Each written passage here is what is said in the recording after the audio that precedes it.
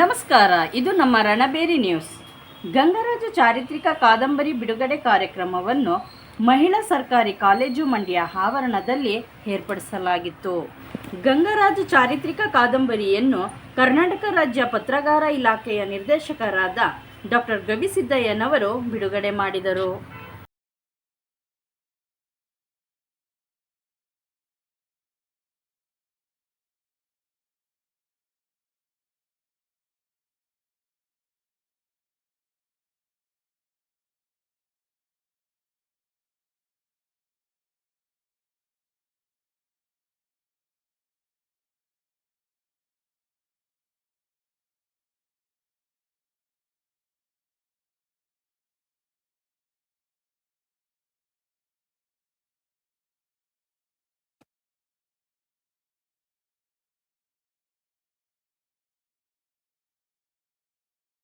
ಮುಖ್ಯಸ್ಥರು ರಾಜ್ಯಶಾಸ್ತ್ರದ ಪ್ರಾಧ್ಯಾಪಕರಾದ ಪ್ರೊಫೆಸರ್ ಭರತ್ ರಾಜ್ ರವರು ತಮ್ಮ ಕೃತಿಯ ಕುರಿತು ಮಾತನಾಡಿದರು.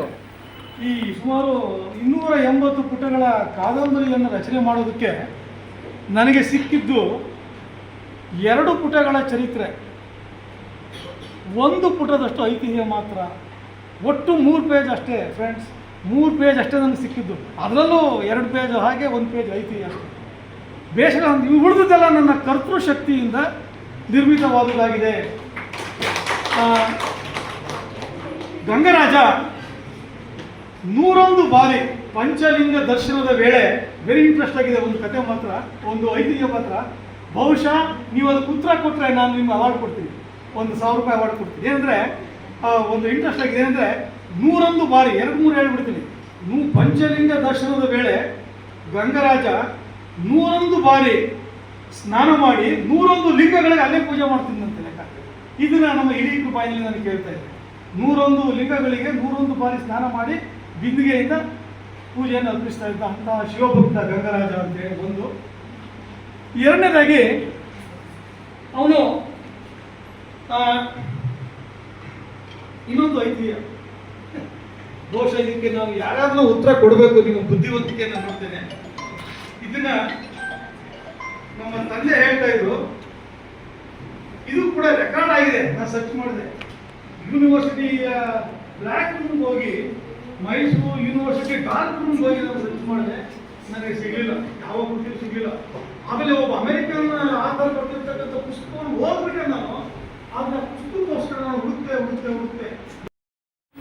ಮಹಿಳಾ ಸರ್ಕಾರಿ ಕಾಲೇಜಿನ ಪ್ರಾಂಶುಪಾಲರಾದ ಡಾಕ್ಟರ್ ಗುರುರಾಜ್ ಪ್ರಭುರವರನ್ನು, ಇತಿಹಾಸ ತಜ್ಞರಾದ ಡಾಕ್ಟರ್ ತಲಕಾಡು ಚಿಕ್ಕರಂಗೇಗೌಡರವರನ್ನು, ಕರ್ನಾಟಕ ರಾಜ್ಯ ಪತ್ರಗಾರ ಇಲಾಖೆಯ ನಿರ್ದೇಶಕರಾದ ಡಾಕ್ಟರ್ ಗವಿಸಿದ್ದಯ್ಯನವರನ್ನು ಮಹಿಳಾ ಸರ್ಕಾರಿ ಕಾಲೇಜಿನ ವತಿಯಿಂದ ಶಾಲು ಹೊದಿಸಿ ಸನ್ಮಾನಿಸಿ ಗೌರವಿಸಲಾಯಿತು. ಈ ಕಾರ್ಯಕ್ರಮದಲ್ಲಿ ಪ್ರಾಂಶುಪಾಲರಾದ ಡಾಕ್ಟರ್ ಗುರುರಾಜ್ ಪ್ರಭುರವರು, ಡಾಕ್ಟರ್ ತಲಕಾಡು ಚಿಕ್ಕರಂಗೇಗೌಡರು, ಡಾಕ್ಟರ್ ಗವಿಸಿದ್ದಯ್ಯರವರು, ಕಾಲೇಜಿನ ವ್ಯವಸ್ಥಾಪಕರಾದ ರವಿಕಿರಣ್ ರವರು, ಮುಕುಂದ್ ರವರು, ರಾಜ್ಯಶಾಸ್ತ್ರ ಸಹಾಯಕ ಪ್ರಾಧ್ಯಾಪಕರಾದ ಶ್ರೀಮತಿ ಪೂರ್ಣಿಮರವರು, ರಾಜ್ಯಶಾಸ್ತ್ರದ ಸಹ ಪ್ರಾಧ್ಯಾಪಕರಾದ ದಾನೇಗೌಡರವರು ಹಾಗೂ ಎಲ್ಲ ಅಧ್ಯಾಪಕರು, ಅಧ್ಯಾಪಕೇತರು ಮತ್ತು ಎಲ್ಲ ವಿದ್ಯಾರ್ಥಿಗಳು ಈ ಸಂದರ್ಭದಲ್ಲಿ ಹಾಜರಿದ್ದರು.